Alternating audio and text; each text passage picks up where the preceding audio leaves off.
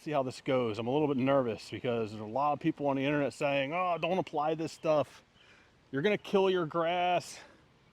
Well, if that's the case, then you saw it here first. And if we do actually kill everything, then don't use this product. So this is Velocity PM. It's the new miracle herbicide that's going to get rid of Poa Trivialis and Poa Annua for you. I say new, it's actually not new, but it is new to the homeowner or DIY market because now you can buy this. Previously, this was sold under a different label that was a restricted use product that only professionals could get and use, but now you can get it. I will leave this link down below to a few websites where you can go buy this. But in this video, we are just applying it and we're going to be showing you the results. If you want a more detailed breakdown of the label instructions and application instructions, things like that, we did a video on that a couple weeks ago. All of those details are right there. So I would encourage you to go watch that video. I will leave it linked in the eye above and also down in the description so you can go check that out. So here's a pretty good view of our front yard here. This is the area we're going to be spraying, about 2,000 square feet right here.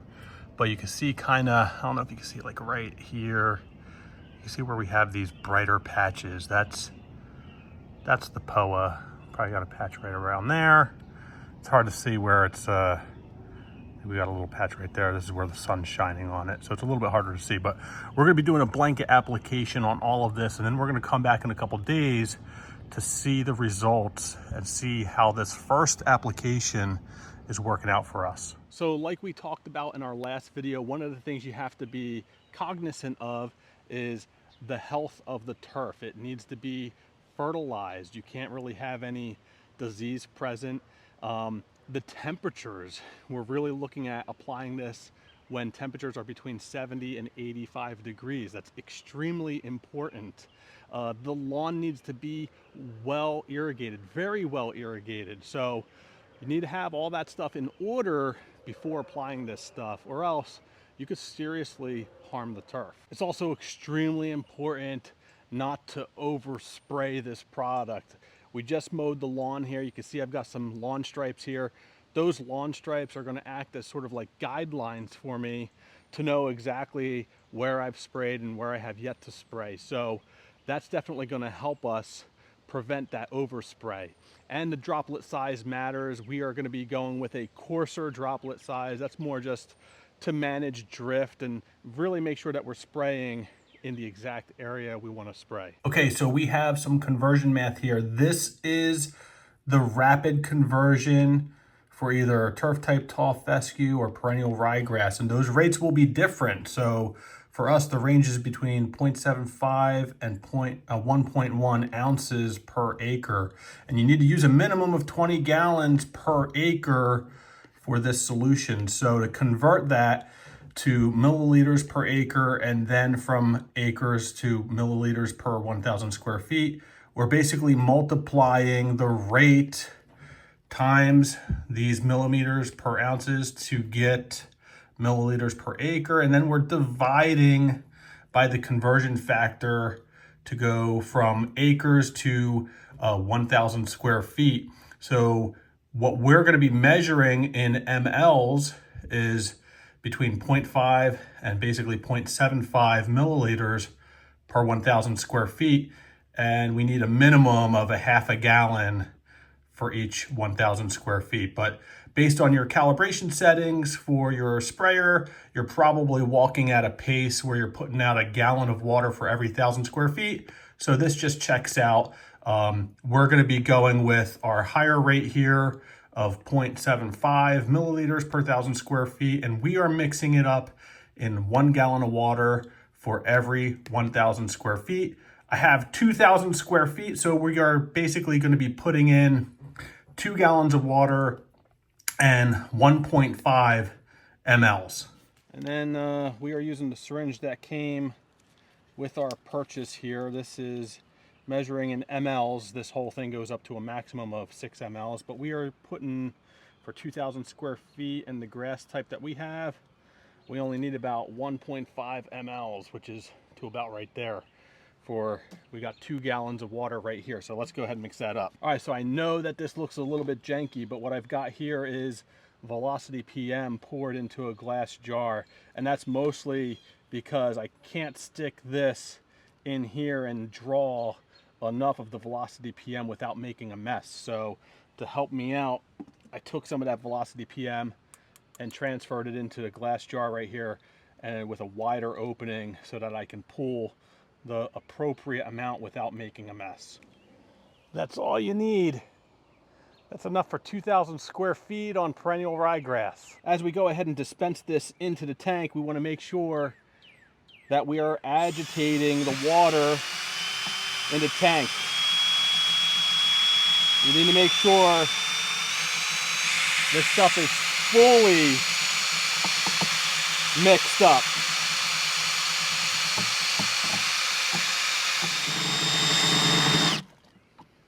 All right, we are good to go.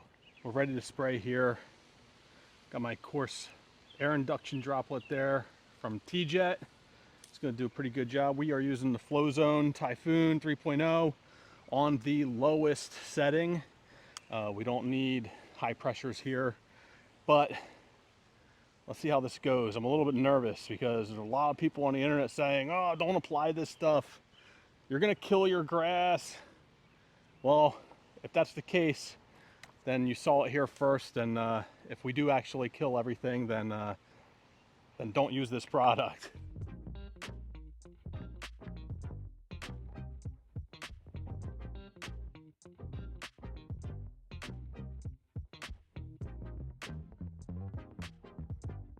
All right, so we just finished spraying everything. 2 gallons of water mixed with 1.5 mLs of Velocity PM. For the rapid conversion rate for either turf type tall fescue or perennial ryegrass per the label instructions, our next application will be in about 21 to 28 days per the label instructions for turf type tall fescue and perennial ryegrass. So I expect to see some results in a couple days here. Let's show them to you right now. And there it is. The grass hasn't died, so 17 days later after our initial application, this is what it looks like.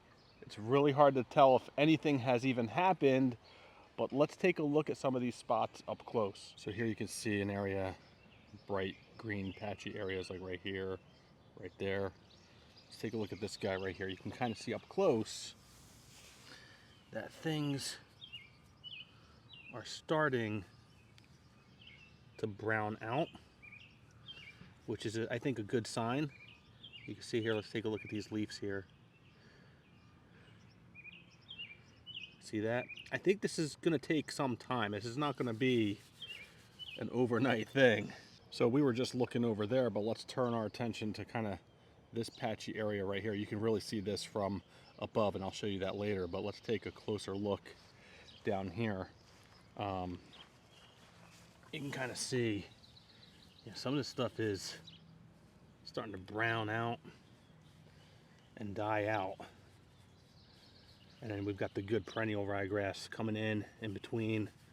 I'm really happy that that hasn't died. That does not seem to be affected. Continuing, there is still some weed pressure. I'm probably due for another pre-emergent application. It does nothing for nutsedge. You can see that's thriving over here. Looks like that stuff's doing pretty good, so we'll have to address that too. But over here we had sort of like, I don't know what this was right here. There was like, I don't know if that's like a type of clover or what. We had some of that over here that looks like that has all, pretty much it's on its way out. Looks like it did a good job of killing some of that stuff actually. Here's a closer look at what we had here. So whatever that was, it helped to take care of some of that. I do notice that the growth has slowed down. That's also probably a combination of the heat that we have coming into just in general. the growth has slowed down on this lawn. And we also have disease pressure too. I did treat for some disease, just kind of a preventative treatment. I did put down some like Scott's Disease X and stuff like that.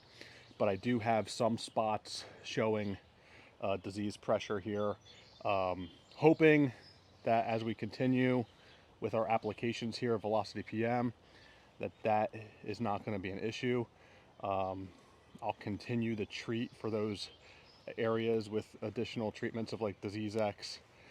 So hopefully we'll kind of address that, because again, when we're going through these treatments, you really shouldn't have, you shouldn't really be applying this stuff when you've got all that disease pressure, but it's almost like a catch-22, just because you have to apply this stuff when it's like higher temps, and typically when it's higher temps and higher humidity, it kind of, you know, is in line with that higher disease pressure too. So you're kind of caught in that, you know, middle ground of making the decision of what to do. For you guys, we're going to keep going here. We're going to keep applying this stuff. This is a learning experience for me, and I want to show you guys what results we get after applying this stuff. And really looking at, like, I just want to make sure we're not going to kill the lawn making these applications. And so far, the lawn's pretty good. You can see over here, behind me here, that's my neighbor's lawn. You can see the color difference between the two, right? I mean, we still have some pretty good color over here. It's a nice deep green color. So it looks healthy. But let's go upstairs here and show you from up here what things are looking like. All right, so here we have our aerial coverage from the second floor. On the left is the before footage. On the right is the after, 17 days after our initial application.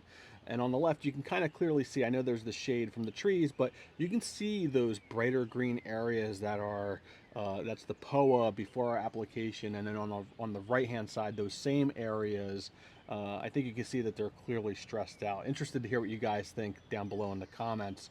But it's easier to see it from above here like this rather than standing on the ground looking out. But what do you guys think? So like I mentioned, we're going to continue with our applications here. We have 2 more left to go. And I will keep you guys updated as soon as we make that last application and we're seeing some more visual results. I'll definitely share an update with all of you. But for now, there you have it. I hope you found this video helpful. If you have any questions, again, leave those down below in the comments. Make sure you smash that like button and consider subscribing. We'll see you in the next video.